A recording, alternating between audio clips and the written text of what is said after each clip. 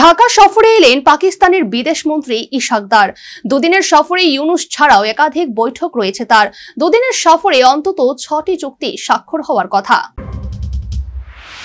বাংলাদেশের নয়া সমীকরণের ইঙ্গিত নিয়ে এলেন পাকিস্তানের বিদেশ মন্ত্রী ইশাক দার।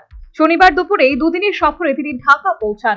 বাংলাদেশের বিদেশ মন্ত্রণালয় সূত্রে জানা গেছে, সফরের দ্বিতীয় দিনে আগামীকাল রবিবার সকালে বিদেশ উপদেষ্টা মোহাম্মদ তৌহিদ হোসেনের সঙ্গে একান্তে এবং প্রতিনিধি পর্যায়ে বৈঠক করবেন ইশাক দার। প্রায় 2 ঘন্টার বৈঠকের শেষে দুদেশের মধ্যে অন্তত 6টি চুক্তি ও সমঝোতা স্মারক সইয়ের জন্য চূড়ান্ত করা হয়েছে।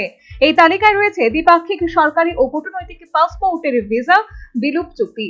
মৌ চুক্তি স্বাক্ষর হতে চলেছে দ্বিপাক্ষিক বাণিজ্য সংক্রান্ত কার্যকরী গোষ্ঠীর তৈরি, সাংস্কৃতিক বিনিময়, বৈদেশিক পরিষেবার ক্ষেত্রে সহযোগিতা, Bangladesh institute of international and strategic স্টাডিজের সঙ্গে পাকিস্তানের ইসলামাবাদ পলিসি রিসার্চ ইনস্টিটিউটের সহযোগিতা।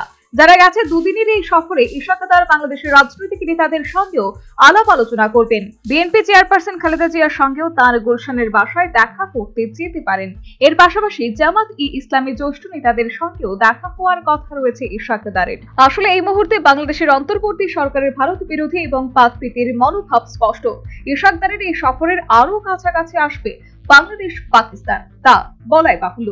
প্রসঙ্গত উল্লেখ্য, এর আগে 2012 সালে শেষ পাকিস্তানের তৎকালীন বিদেশমন্ত্রী হিনা রব্বানী খান বাংলাদেশের ছুটিকা সফরে গিয়ে সাক্ষাৎকার করেছিলেন প্রাক্তন প্রধানমন্ত্রী শেখ হাসিনার সঙ্গে।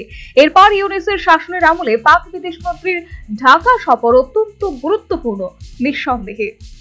Bureau report, news vanguard.